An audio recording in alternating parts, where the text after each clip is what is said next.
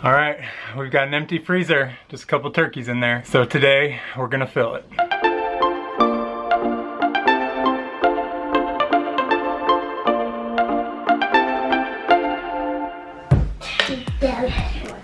Don't eat mine.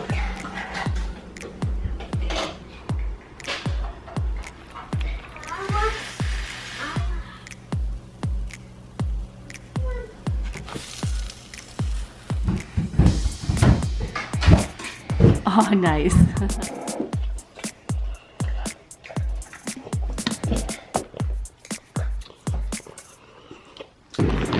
I have a feeling today's gonna be kind of about death, because we were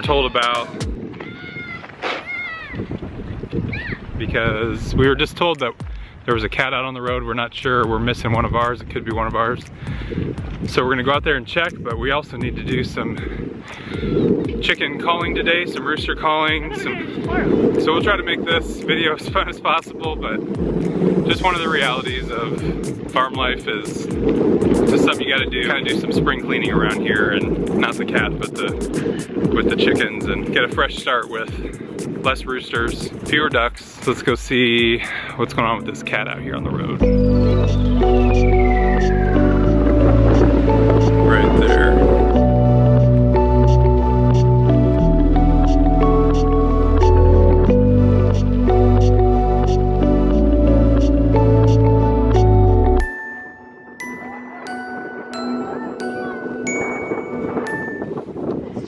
Oh, it is Cheetah.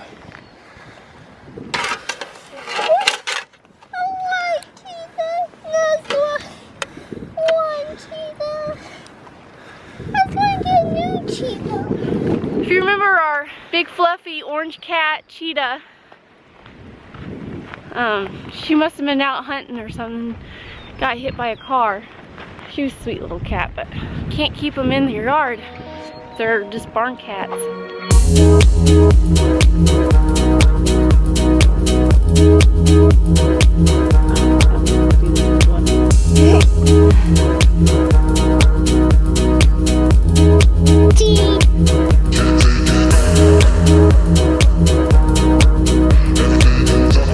So we have a very generous friend that allows us to use his Featherman chicken plucker. This thing is heavy duty, does a great job. So it'll help us with our spring culling here over the next day or two.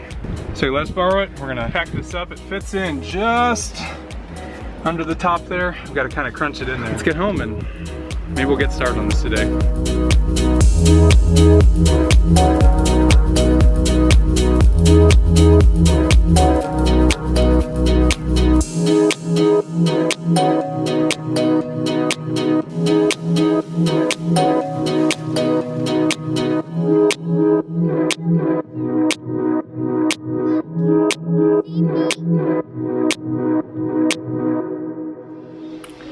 So Jake does the butchering, I do the plucking and the scolding and the cleaning. Not the guts cleaning. I don't do that. No. But I'll get it all washed out. This is our Cornish cross that we bought 8 weeks ago. They're huge. They're big chickens. This one is a 6-pounder. So these Cornish crosses they're butchering today are 8 weeks old, and they're really big birds. They are 6-pounders, a 5-pounder. This one's a 6-pounder, and we haven't weighed the really big one. So I'm gonna cut up the 2 biggest chickens into individual pieces, like the breast meat, legs, wings. I found out that a lot of people don't like the bigger chickens. It's harder to cook, it takes a lot longer, and I like to put them in my crock pot, and those are too big to fit in my crock pot. So let's get them weighed, get them cut up, and get them in the freezer, because our freezer's empty and we need to fill it.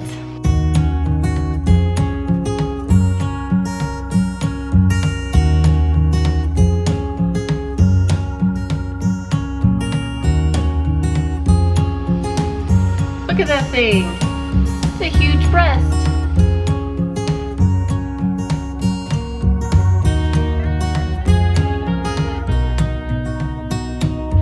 To show you guys this one. This is a gigantic chicken. Look at that size. He's 8 pounds, 12 ounces. That's a big chicken. Only at 8 weeks old. Those Cornish cross grow fast.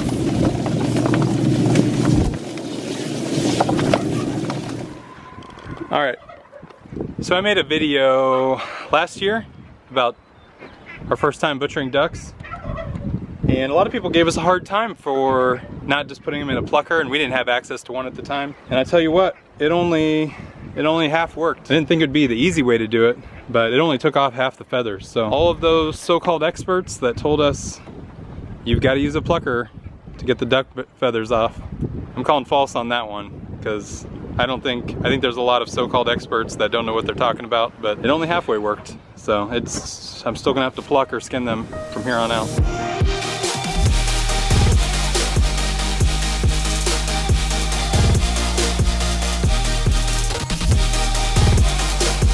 Okay, we gotta catch this little chick. Where's the little chick at? Right over there! It's run super fast! I can't catch it! It's tiny spot! It's a big frog. Here, chicken, chicken, chicken, chicken, chicken, chicken, chicken. Give me, Pete! Hang on, oh, pick up that duck egg. Or the egg. Me! Let's take that into mom. Well, last night it was getting real dark. It was hard to film, so we just, we had to move the little chicks around. So we merged all of the birds. Look at this cat right here. So last night we merged all the chickens from the chicken tractor over to the main flock. And then that way we could move all of the chicks. We have 2 age levels of chicks. So one is right here. Your hand is so dirty. Look at that. What'd you do? What'd you touch? Why is your hand so dirty? So we put all of the little chicks in here and put all the chickens that were in this tractor before, we put them over with the main flock. So we've got the Silkies, we've got Annie, the little Bantam Frizzle, and with our new chicks. So we're gonna have to keep them locked up here in the coop for just a little bit, get them used to this area so they're not running out, because Becky had to go catch all of the little chicks were running around the yard because they got right out of this fence. So even though it was on, they can squeeze right through it. All right, well, it is day 2 of calling our roosters and meat birds. And so yesterday we took care of 7. We took care of the 4 Cornish cross that we had remaining. We lost 2 of them throughout the time they were growing, but we processed 4 of those, and then 3 of the Pekin ducks. So now we're just left with 5 females and 1 male Pekin, and I think we should be able to sell all of those. So we kept 1 male just in case somebody wants it when we sell them for breeding. So now I need to catch all of the roosters over here in this part and put them in a run holding area for that.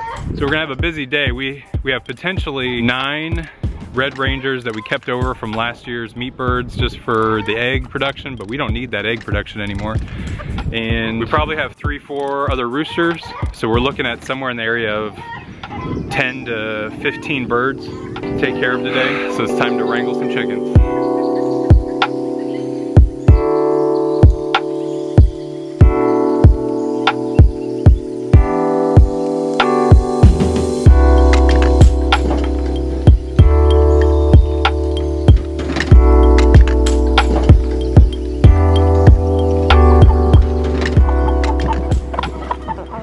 So far we have 7 red rangers and 2 roosters caught. And I've got the other 2 red rangers are in here laying eggs, so I'm gonna let them. So I thought we had a lot more roosters, but we're keeping an Americana rooster, we're keeping a Lavender Orpington rooster, and we're keeping a Welsh Summer rooster.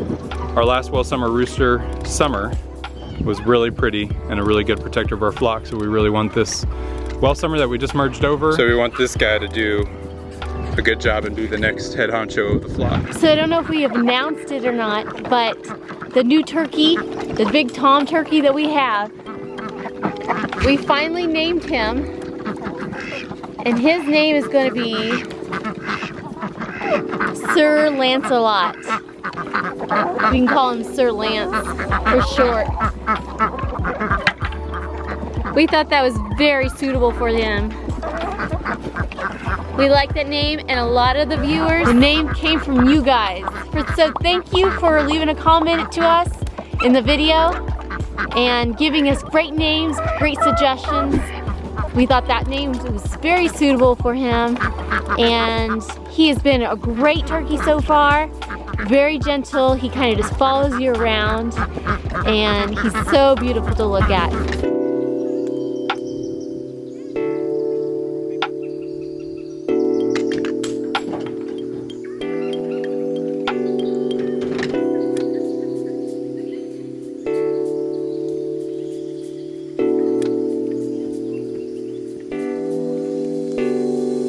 crazy weird moment. I know this is kind of gross when I'm working inside the chicken here, but I'm working to get some of the egg yolks out. We can save those for the kitties, but I got a full egg here inside this chicken. So it was probably ready to come out today. It's still inside this area here, and there it is. Egg that was gonna be laid today. I'll stop grossing you out now. So while we're doing some cleanup here, I wanted to cover two things.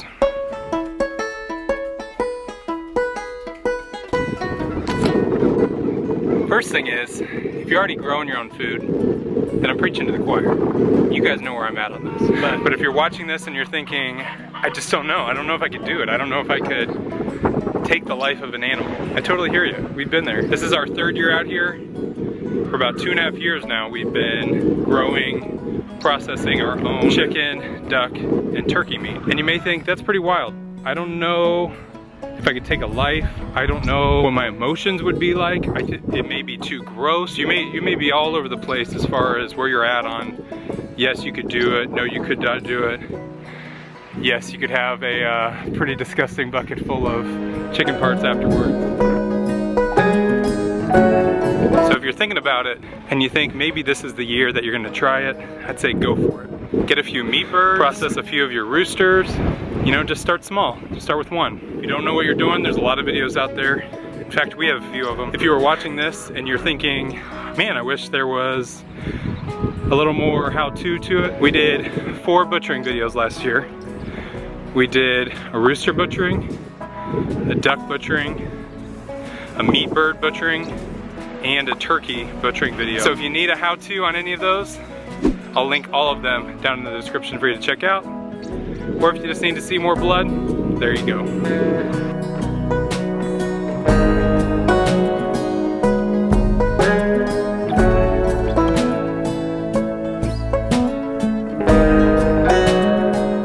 So here we got 20 more chickens and ducks ready to go for a meal when we need them. And that's 20 less mouths to feed, 20 less chickens and ducks on roosting bars and nesting boxes. It'll make a lot more space in all areas of our chicken raising. So thank you guys for hanging out with us for that. So let's head inside. I'm gonna do the drawing for the chicken water right now. So if you guys remember a few days ago, we did a review, a test run of Farmer Brad's automatic chicken waterer, and we're gonna give away one of those to one of you guys that commented on that video about the waterer.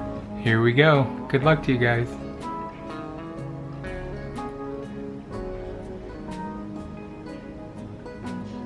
And Dolly Perry says, I would love this water as long as chickens can adjust from a dish style to a nipple style. I think the convenience is wonderful. Dolly Perry, congratulations. You are the winner of the chicken water. Reply to me. You can send me an email at whitehousonthehill2017@gmail.com. You can message me on Instagram or on Facebook through our White House on the Hill pages. So Dolly, send me your address through one of those means and I'll get that water sent out to you in the next few days. And any of you that are interested in getting the Farmer Brad automatic chicken water, I'll also put a link down in this video. I know a lot of you guys were interested or at least like the idea of it, so I encourage you to go get one yourself. Guys, have a great night. We'll see you next time.